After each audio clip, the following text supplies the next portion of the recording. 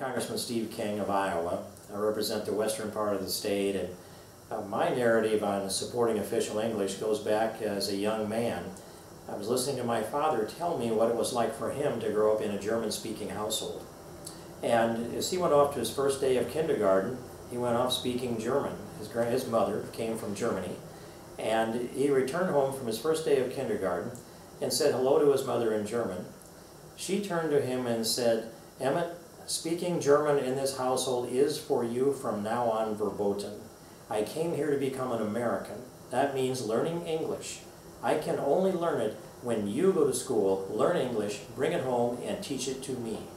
That's how I got the first start on what it was like and how important it was to learn English. It was a strong message that came from my grandmother to my father. And my grandmother, by the way, raised 6 sons, and the oldest was physically unable to serve.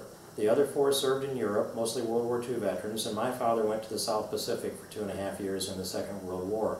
She gave back to this country with a deep level of patriotism, as strong as any woman that I've known.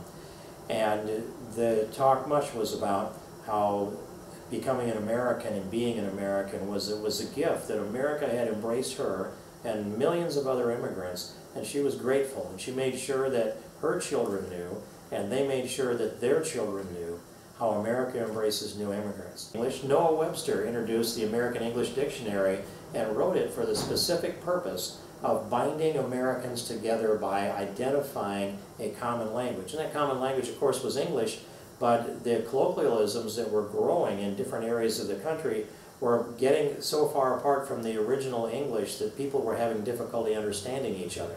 That's why Noah Webster wrote the pronunciations and the definitions for the words in the English language.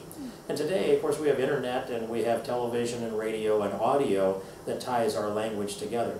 But we have immigrants, legal and illegal, that come to the United States, that move in and live in enclaves, that forget about their responsibility to embrace America and instead seek to recreate their own country in the host country, the United States of America. When they do that, they foreclose many of their own opportunity.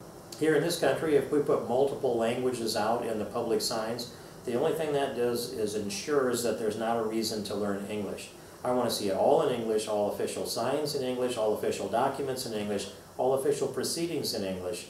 And I want English to be the official language of the United States of America because it is the most powerful unifying tool we can have. It binds us together as Americans. It's a common form of communication currency, and it makes us be stronger as a people, more patriotic, and it helps the economic success, the social success, and it helps people feel like they are part of this great country that we're all blessed to live in.